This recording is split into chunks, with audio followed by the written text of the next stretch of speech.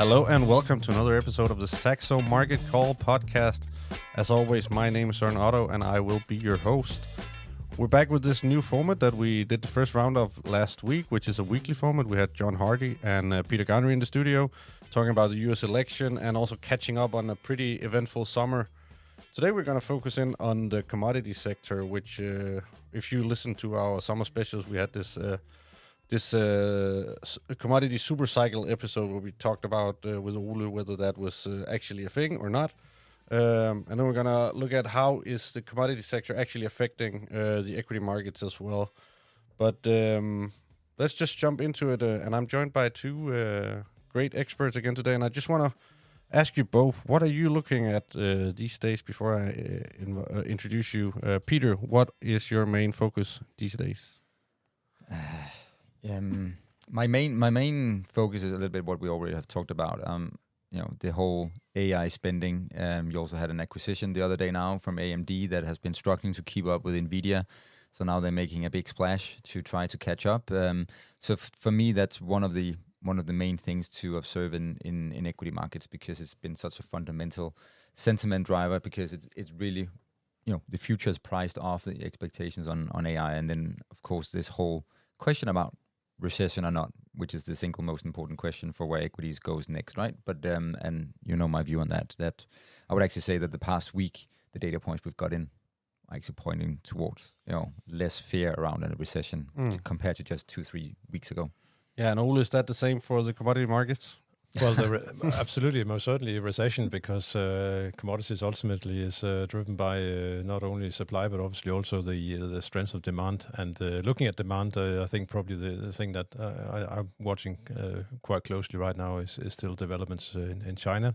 It is the world's biggest consumer of raw materials, and one of the reasons why we're seeing some of these major commodities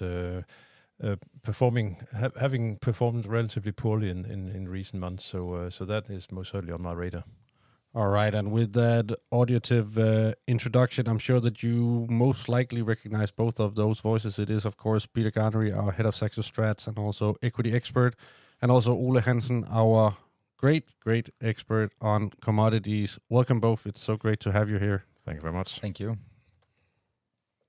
All right, and with that, we will move into the news segment and have a look at how the markets are doing. And Peter, it's been a week, actually a little less than a week since we were here last time. How has the markets fared since then? Well, from a broader perspective, it was quite a good week compared to when we met the last time. Just been through one of the best weeks actually this year. So, wow. but that it sounds better than it is, right? Because it always comes when you have high volatility and a drawdown in the equity market. Typically, you have the best weeks following that when you go back into rebound mode. So there's nothing suspicious about that. I think otherwise it's a week where they are licking their wounds, so to speak, out in Japan after the big carry trade blow up. It seems like things are stabilizing a little bit, with the central bank taking a more dovish approach compared to a more hawkish approach when they did their hike and were talking about their assessment about the outlook. And then this week there will be a lot of focus on the central banks, because they have their annual get together at Jackson Hole, the Jackson Hole Economic Symposium, where they're going to talk about. Great name. Yeah. It had an even funnier name back in the days, because I think that the meetings back then was about agriculture and etc. But anyways, they're going to discuss monetary policy, obviously, and especially the transmission effects. And I think Powell in his speech will talk a little bit about their current assessment about the trajectory. I call it sort of what is the descent speed from now. Because we ascended very quickly on interest rates, and now we are flying at high altitude, and we all know that we're flying at too high altitude, so we need to go down. The question is it going to be a very dramatic descent, or is it going to be like a smooth down towards maybe their neutral rate, which they are indicating is somewhere around 3% on the policy rate, and so that's around 200, a little bit more than 200 basis point down from where we are today. Okay, Ole, is this focus on Jackson Hole, which is sometimes it's a big event, sometimes it's kind of a non-event for financial markets, and it is an annual event. Is that also what you're paying attention to this week, which is sort of data poor, I would say? It is a data poor week, and yes, there is focus on Jackson Hole, but and I think primarily probably some in the investment metals, because we have all seen the fresh record highs that we made in gold this past week, and part of that is basically the market looking for additional oxygen being delivered by Powell at in his speech, basically opening up for rate cuts from September and onwards. So that most certainly is a focus. But I think just like as Peter said, we had this momentum or deleveraging crash at the start of the month. That also impacted commodities. They're not an isolated in a bubble.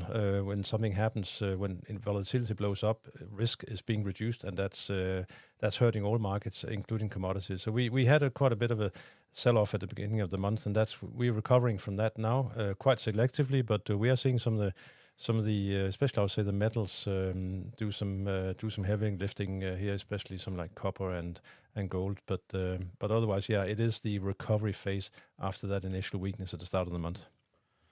All right, and Peter, just quickly, I mean, we are kind of at the end of an earnings season, so I guess we don't really have any earnings coming up this week. I know we have Nvidia coming in, I think it's a week and a half or something like that. Is there anything else to highlight in that realm? Well, we had a pretty busy week last week, but this week we have actually had Palo Alto, which is the world's largest cybersecurity company, came out with very good results, and the outlook was pretty upbeat. Phenomenal free cash flow margin, strong revenue growth expected. So it's definitely an industry that is still doing well. I think overall the earnings season has been quite good. As you said, now we'll have a string of selected few companies that will report, and then outside that we'll slowly go into hibernation, and then we'll things will pick up again when we get into mid October, because then we'll get the next batch of updates from companies when they release their Q3 results.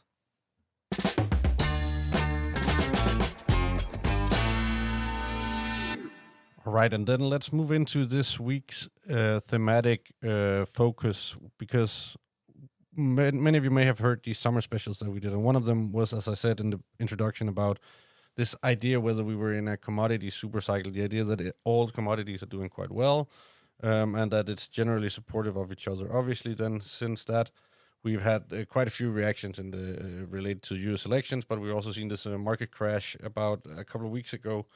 And not that it's necessarily related, but at least there's also been some quite hefty developments in commodities. Ole, could you kind of just give us a highlight of what's happened in the last few months and what's been the biggest stories within commodities, and sort of a short in a short story version? Yeah, well, the big story I say is really we've seen the market deflate somewhat. We had all the recession worries really creeping into the market back in June and July, especially focusing on the US, and that combined with an ongoing slowdown in China was really more than some of these demand-driven and growth-driven commodities could take. So we did see quite a bit of selling coming into the energy space. We saw industrial metals sell off quite heavily. And at the same time, we continue to see ongoing weakness in the grain market, where simply the crop outlook for this season and on the northern hemisphere is not price supportive, i.e. we're going to see another bumper crop. So basically several things weighing on the market.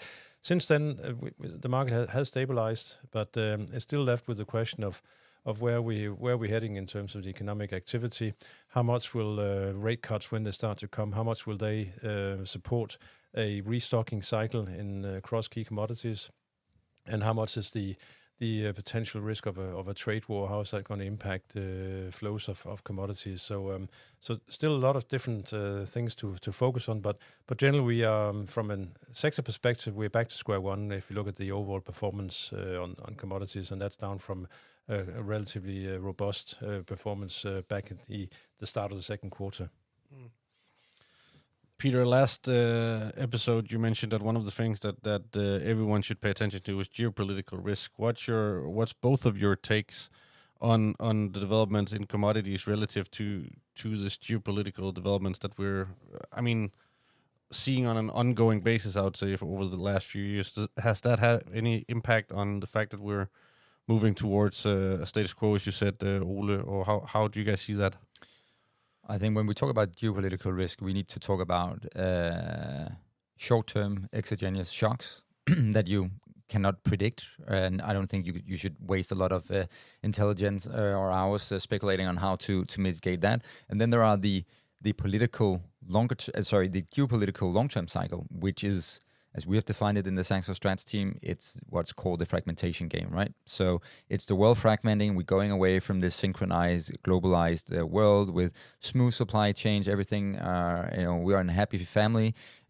We see it more like a divorce, and I think you see the contours of what is happening from longer-term geopolitical dynamics on commodity markets. We see it. We've seen it here in Europe with the natural gas market, the LNG market in particular, super important. We have the weakness in China because a lot of foreign investments are pulling out of China. So there's definitely and they have their overhang from overinvestments in their industrial capacity in their real estate sector, and we're seeing some of these trends popping up a lot of places. So I've put here in front of me, the different sub-industry average return, so we can sort of see. Okay, so Ole he has his commodity future, so we can see how the market directly are pricing these commodities, and then we have the performances of the companies that take these resources in, do something with them. And if we just look at some of the things that have done really bad and one of the stories that, for instance, Bloomberg is running with right now is steel, right? So you have a huge overhang of supply of steel coming out of China. It's really compressing prices. It's probably one of the worst we have seen in a long time because China can simply not reinvigorate their own domestic demand any longer. And there is not a lot of appetite in Europe and the US to take a lot of Chinese steel. So there is a huge readjustment going on in the steel sector. It will impact iron ore. If you take the complete flip side, you have copper. Copper miners have done 20% return this year, and I should say that the steel companies are down 9% this year. So that's a huge difference. Copper, part of the green transformation. Gold, we will talk about that. The geopolitical uncertainty. I think a lot of people are looking to what extent gold can play an anchor and a positive factor in your portfolio.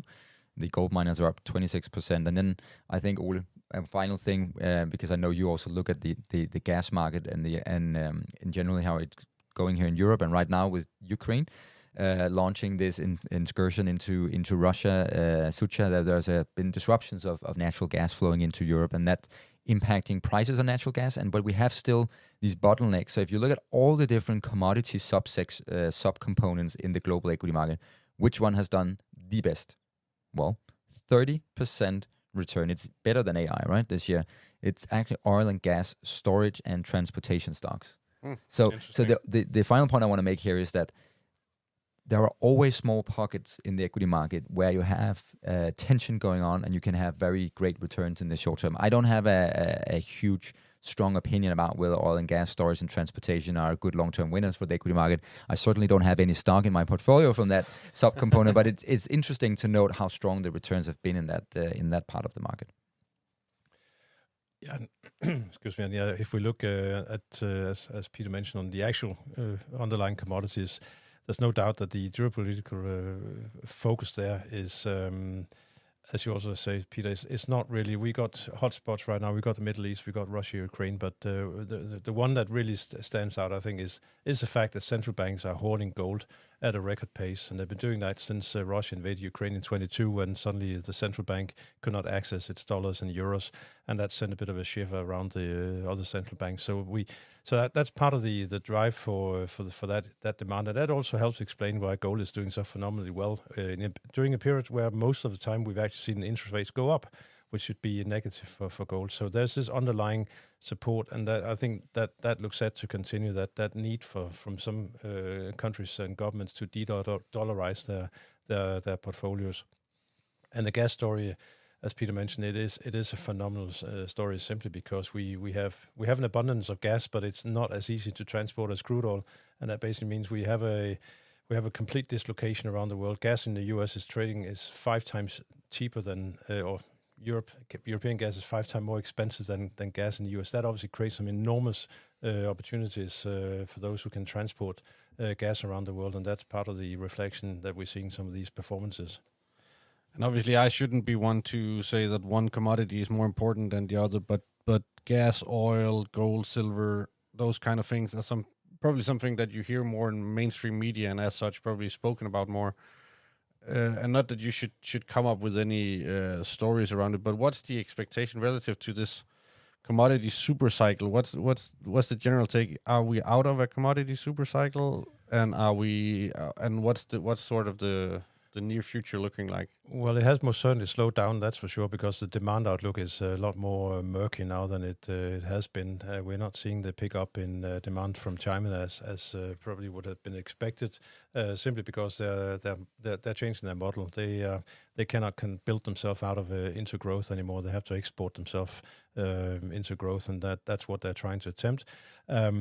But there are pockets, and the whole green transformation is not going to go away. So the industrial metal space is still one that we like. We like gold from the safe haven or the security perspective or alternative investment perspective, and then the energy sector is probably the one that's potentially could struggle the most, simply because we have a quite a big overhang of available supply from OPEC, which they're desperate to put back into the market. Right now they can't.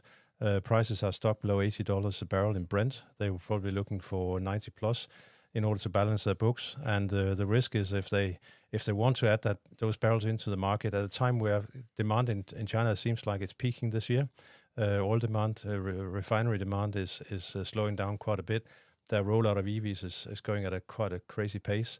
So the energy space is one there where potentially we could continue to see relatively stable, and if not, perhaps somewhat a bit lower prices as well in the medium term.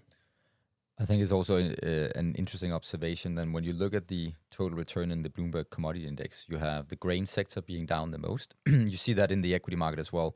So all the agricultural and farm machinery stocks, everything related to forestry, etc., fertilizers, down for the year. Negative results. Not a major surprise. But the energy sector here on Ole's chart here, you can't see it, but that's also negative. But when you look at the integrated oil and gas companies, so that's your Shell, your Total Energy, ExxonMobil, Chevron, etc., they're actually up 15%. 14% for the year, right? And I think this is an interesting thing where you can have an outcome in the underlying spot market and futures market of these commodities, but the companies themselves are able to actually deliver an interesting return. And maybe before we comment on the integrated oil and gas sector, I also want to highlight that we've seen a year so far where companies related to coal have actually performed pretty well, up 14%. And this is the interesting thing with the whole green transformation, right? I mean, the shift in expectations from imagining a very fast approaching green transformation world in 2020 and 21 really got punctuated massively by the commodity super cycle and the high interest rates. So that you're still seeing these. It's almost the way I explained the pandemic and everything that happened was it was like a kid coming to a lake and just throwing a big rock into the lake, and you have these ripple effects, and they still reverberating through the lake. And that's also why we've been confused on macros, why we've been confused on inflation. And I think the whole green transformation and the commodities, I find it difficult to figure out exactly where the signal is here, because you would not have expected coal to do as well. And I think Glencore is a miner that is trying to get out of coal, but recently the shareholders said, there's just too much money in coal. Why leave it? Let's stick to it and make some money out of the dirtiest energy fuel in the entire world, where demand continues to reach new record highs. Exactly, and again, it just raises the whole question about the green transformation, because we are very much focused here in the West, but but where the demand for energy continues to rise, coal is a big part of that increase output. But maybe before we shift this topic, I just want to add a little bit to Ole's the commodity super cycle. From my chair, the way I look at the commodity super cycle, there is a key risk long term because the green transformation is very resource intensive on metals, etc. There is a key risk that we come up with a technological breakthrough. It could be fusion energy that actually kills that whole part of the equation and demand going forward. I think from a practical point of view, we have a terrible demographic picture in many rich countries around the world. That, I think Ole would agree, you can debate. There are positives and then negative on the demand for commodities, because on the one hand, rich countries they spend more energy, etc., than poor countries, so it's not only negative, but consumption patterns are also changing. But I would say India, for me, is one of the key factors over the coming decades of whether the super cycle actually materializes in the way we think it will. And right now, I'm seeing in India that on the one hand, it wants to be part of the US and the European sphere. They want access to capital. They want to sell products, etc. On the other hand, you have Modi flying to Moscow and talking to one of his best friends, so to speak, right? Yeah. And I think inside that, it becomes very clear that you cannot talk about commodities without not talking about long-term geopolitical dynamics, because if India plays it well and they play it like China did, it will be a commodity super cycle. There's no question about it. It's 1.4, 1.5 billion people that will have rising living standards. It will put immense pressure on demand for everything related to commodities. But if they position themselves geopolitically, where we in Europe and the US suddenly gets cold feet about India, what is their true intention? Then maybe that super cycle will not take off, because India cannot do it alone from domestic internal growth. They need to tap into global market to create the miracle we saw in China. Yeah, and I mean, pretty big topic around the Indian election also earlier this year. Obviously, what Moody's intentions are. Just to sort of zero in on, you said this about demographics being an important part of the commodity super cycle. What you mean is that if living standards are increasing and we get more people living longer, etc., then more energy will be consumed, and that will kind of help the commodity super cycle. Is that a correct analysis of what you said, or could you just elaborate a little bit more on what you meant? Well, you can, if you look at the long-term data series we have, you can probably be even more precise. What drives the demand for commodities has a lot to do with urbanization. So as people move from rural areas into cities, you can see a very clear, there's almost a nonlinear effect on the way you consume energy, the amount of meat you consume, basically all things related to it. So we've basically tapped out urbanization in the developed world. So that's also why in the developing world, urbanization will be a key driver of increased demand for commodities. So that's, but the demographics, yes, it is a negative, because we'll be fewer people unless we have more immigration in the developed world. So it is a net negative for demand for commodities, but then there is the offsetting effect that you have increased wealth, and then maybe more households will demand to have 2 cars, electric vehicles, whatever it is, right? So there's not a clear answer to it, and I don't have the net effects totally in my head, but I would say urbanization. That's the key concept when we talk about commodity super cycles. And then I think we have to add that the risk of climate change. We've seen, especially on the southern hemisphere this year, some records being made on a regular basis in terms of temperatures. That requires additional energy towards cooling, but it also raises concerns about food production. And so far we only really seen that impact in some of the minor groups, those who we can live without, even though we don't really want to: cocoa, coffee, orange juice, and so on. They have all been, they are all the top performers this year, and that is weather related. Luckily, so far, you can say for the main food crops, rice, soybeans, corn, wheat, we have not experienced that challenge. We're actually trading down price-wise, but the risk is one that we cannot ignore, and potentially it's only one really bad year that and the whole equation would be turned upside down, and we would have much higher prices. So that's also something that needs to be considered when we talk about the super cycle.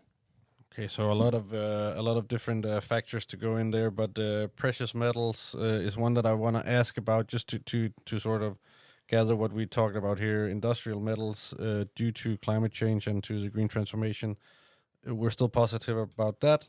We could also, energy is kind of a question mark, not too positive because of excess capacity or currently, as I understand it, but Ole, we've talked about this year of the metals for quite some time, and as you also mentioned, silver and gold has performed quite well.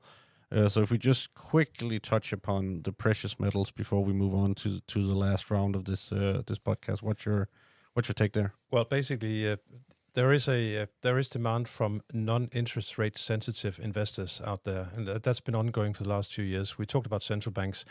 I see no reason why that shouldn't continue. The biggest threat short-term to gold is simply the price. It's a record level. If you are an investor and you're looking at a record price and you need to buy a record high level to get involved, you may just step back a bit and say, let's just see if we can get a correction. So far, we haven't seen any correction. That really highlights that this is the dynamics right now, that the market is, any setback we get is met with new demand. So we got central banks, we got Chinese middle class worry about the property sector, which used to be the biggest way of saving for retirement. We have the presidential election in the US, almost whether we go left or right, both are promising to spend a lot of money they don't have. So that will increase the debt burden. There are some worries about these increasing debt to GDP ratios that we're seeing around the world. And that's one of the reasons why World Gold Council in the second quarter said that the biggest demand for gold that quarter actually came from high net worth individuals and family offices. And they're basically buying a little bit of a hedge against some event in the debt market. And I think so adding them all together to get spiced up with the prospect of lower rates and lower funding costs of holding non-coupon and non-interest rate paying commodities, I think that basically points to potential further increase in as we move along, and that also goes for silver. The silver production outlook looks reasonably tight. The green transformation is a copper and a silver story right now, and if we see a low in the copper market, which I think we have seen by now, then silver again looks set to follow gold higher and potentially outperform.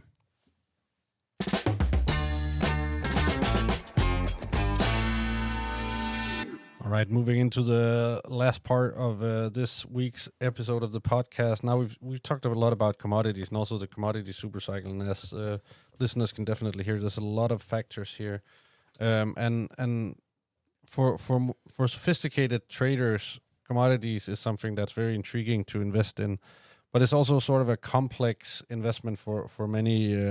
What can you say? More regular investor types, just like myself. But as you can also listen to here, is that commodities are very important not only for the equity markets but for the world at large. So Peter, I want to talk a little bit about how, if you sit out there as an investor and think maybe commodities is actually something that I should look into, this is not going to be a recommendation about which commodities to invest in, but more the general concept of how to get exposure to commodities if you want to stay as an equity investor. What would be your take on sort of grasping that task? Yeah, so we've talked a lot about what's about commodities, and now you're asking about the why. Why commodities? There have been fairly decent amount of research articles and papers out on the commodity sector. So you can either do it via the futures, as Ole said. You can have a passive approach to commodities. Maybe we can explain why that can provide you a positive return. But the data shows that when you have an inflationary period, and we're not talking about the expected inflation, we're talking about the unexpected inflation that comes into the world, it typically coincides with a pressure from the commodities. So that's why commodities are important. They can shield you to some extent against inflation. Why is that important? Well, if you're young, then typically, if you do things right, you'll have a very high exposure, if not 100%. So I'm saying younger than me. So let's say you're in your late, maybe maybe in your late 20s or in your early 30s. You would probably be 100% in equities, and hopefully you would have an MSCI World and maybe a couple of stocks, if you will. In that sense, equities have shown to propel faster than inflation over time. So those type of investors are not really in danger, I think, from the inflation component when you are all in on the equities and you have 40 years ahead of you.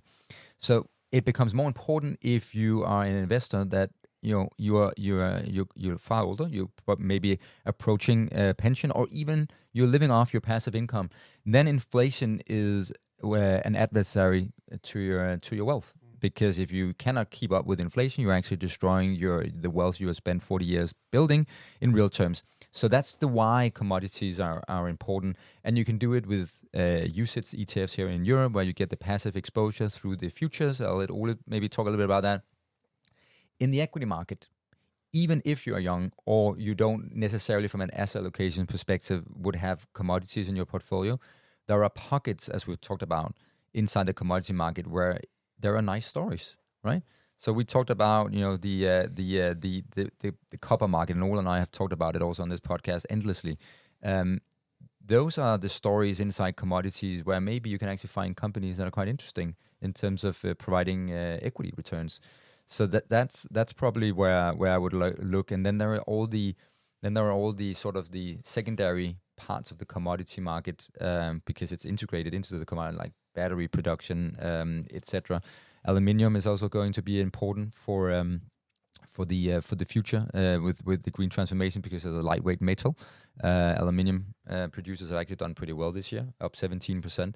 So that's sort of what you need to understand. And then you can, of course, I mean, if you're yield seeking, then the energy sector, and it's one of those sectors that we in our latest quarterly outlook had as an overweight because the combination of a very attractive dividend yield, a high buyback yield, is still making a lot of these traditional oil and gas companies interesting from a portfolio construction perspective. But if you have a very green consciousness, you would probably be shaking your head and said, "What are you doing, Peter? Why would you do oil and gas?" But it's just to say I'm not biased here. I'm not going to talk against or for anything. I'm just talking about it just very objectively that the traditional energy sector will still play a role also for equity investors. Yeah, and is there any sectors apart from energy you want to highlight that you get more exposure to commodities than others? Or regions for that matter? Well, if you look at the market cap on the commodity sector, it is predominantly what is called the diversified mining companies. So you're the Rio Tinto, the BHP group, which are very heavy on iron ore, but they have other things as well in their portfolio. Iron ore is related to steels. We already talked about maybe the weakness and the peak there in the commodity supercycle. And then it's the oil and gas companies where you have a lot of market value being extracted. So that's natural where you would get it. But I highlighted the small stories, and I actually want to end on a final story because, again, commodities have small gems here and there where it actually makes sense, even though you don't do it from the asset allocation perspective. Take a company like Deere. Again, it's not an investment recommendation, but I think Deere is an interesting company because they sell premium farming equipment to farmers around the world. But because of data and the costs of sensors have come down a lot, Deere equipment today is full of sensors that is collecting a lot of data points, and Deere is in a transformation from being this traditional farming equipment hardware company to a company that is suddenly doing a lot of analytics, predictive analytics, can help farmers be more efficient, increase their yields. Super interesting story, right? So definitely, so there are interesting stories in the commodities on a single company basis. Yeah, and if you dig into the individual or the actual physical commodities, I think we just need to look at the performance this year, where we see some very big divergences across the board. To understand that if you want to have a broad exposure or want to have an exposure to commodities, part of that being the need to hedge against inflation in the long term, then it is a broad exposure that really I think one should look at. And there again, as Peter mentioned, there are ETFs. Basically tracking baskets of major commodities where you can get involved without having to specifically become an expert on sugar or cotton or gas oil. All right, gentlemen, I think that we probably reached the end of the podcast now. Do you have anything else you want to highlight before we say goodbye? I think we've been very much around the commodity industry and sector, and I think it's been super interesting. I just like to be in the studio with Ole again and talking about commodities. It is actually one of the few topics outside equities that actually fascinates me, and I can really recommend reading the Javier Blas, which is the editor of the commodities space at Bloomberg. He wrote this, The World for Sale, and he actually just talks about how physical commodity companies around the world, and unfortunately a lot of them are not publicly listed, they are privately held companies, but there are a group of 5 companies that really move stuff around the world, and it's just a fascinating story. And I really recommend, even if you feel terrified about even having a commodity exposure to your portfolio, I think actually thinking and understanding commodities is a really great lens for understanding the world. And I think actually that it can actually help you in your equity investments. And it's something we forget. We take it for granted that we go into the supermarket and we pull stuff out of the freezers or whatever. But a lot of these things, whether it's agricultural products, they come from very, very far end of the world, and there's a huge network of cooling ships and transportation. You have storage, all the energy. It's fascinating part of the world. And it's just something we forgot because we all got addicted to Silicon Valley and the latest app. Totally agree. Ole, any closing remarks? I think that's a good one to finish on. That's a great one to end on. And so talking a lot about a relatively data poor week. We have Jackson Hole coming up, but apart from that, a lot of focus on commodities from here. This commodity supercycle is definitely something we're going to talk about more later on. Peter and Ole, thank you so much for being in the studio with me. It's always a pleasure. And to all of you out there, I hope you like this new format. If you have any feedback you want to provide us with, then you can reach us at marketcall@saxobank.com. If there's anything you think we can do better or any topics you want us to touch upon. Apart from that, I don't have anything more to say than on behalf of Ole, Peter, the Saxo Market Call, everybody here at Saxo. My name is Søren Otto. Thank you so much for listening. We will be back next week. Until then, happy investing.